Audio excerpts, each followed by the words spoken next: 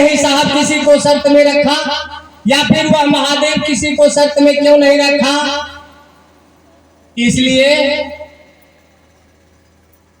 कि इस पूरे ब्रह्मांड में भिन्न भिन्न प्रकृति और प्रवृत्ति के लोग रहते हैं।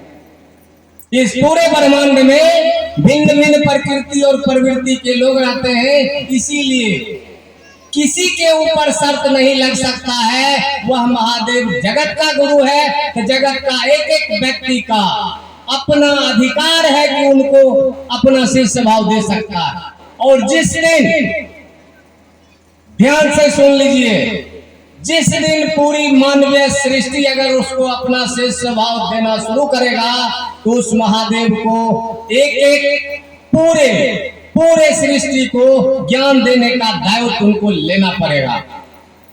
वो किसी को सब नहीं कर सकता है कि हम तुमको शिष्य नहीं बनाएंगे, चाहे वो हिंदू हो, मुसलमान हो, सिख हो या ईसाई हो।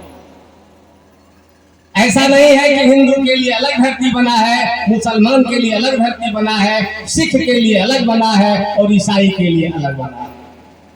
सब धर्म संप्रदाय के मानने वाले लोग इसी भूभाग में, इसी धरती पर रह रहा है, इसीलिए सबों का अधिकार है, उनको अपना गुरु बना सकता है। किसी से पूछने की जरूरत नहीं है, किसी से अनुमति और इजाजत लेने की आवश्यकता नहीं है। यह तो भैया आपका अपना अधिकार है।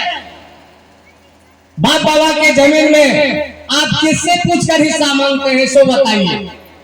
बाबा पर बाबा के जमीन में उनकी संपत्ति में किसी से पूछकर हिस्सा मांगते हैं कि नहीं हम हिस्सा लिए कि नहीं लिए?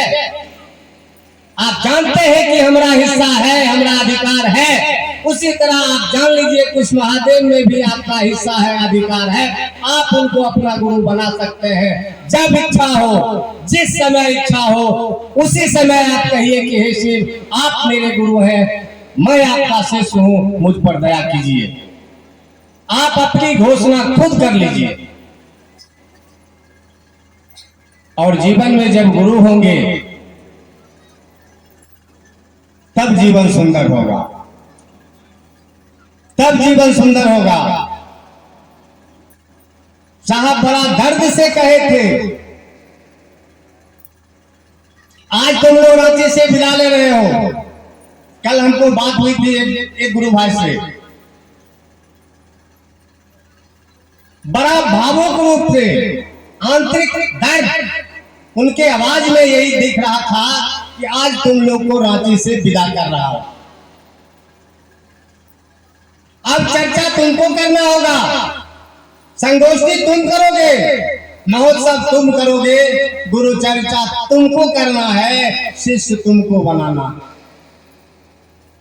सोचिए जिसने इतना बड़ा विश्वास हमारे आपके ऊपर किया, क्या हम आप उनकी नियत से काम कर रहे हैं या लोगों को करने के लिए कर रहे हैं? नहीं कर रहे। स्वयं मनातू स्टेट की बेटी, जिस मां नीलम आनंद की बात हम आप कर रहे हैं, एक स्टेट की बेटी, डिप्टी सीएम, डिप्टी कलेक्टर की पत्नी, शिक्षा विभाग के डायरेक्टर, उनकी बहू अपने हाथ से खाना बनाती थी और गुरु भाई गुरु बहन की जूठी थाली को अपने हाथ से धोती थी। मात्र यही दर्द था कि लोग शिव का शिष्य हो जाए। बस यही दर्द था कि लोग शिव का शिष्य हो जाए।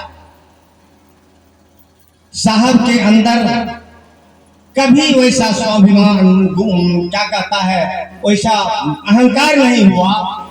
आज हम आप उनके ही दिए हुए 3 सूत्र पर पता नहीं क्या से क्या कर रहे हैं और क्या से क्या सोच रहे हैं। अरे आप शिव का शिष्य है, शिव का शिष्य बने रहिए, इसी में कल्याण है। लोग को बरगलाइए मत। साहब की जीवनी पर जब ध्यान दीजिएगा, जब उनकी बात आप कीजिएगा, तो लगेगा कि उनके दर्द क्या था। उन्होंने कहा मैं तुमसे कुछ नहीं मांग रहा हूं, बस ईमानदारी से गुरु कार्य करते रहो, ईमानदारी से गुरु कार्य करते रहो।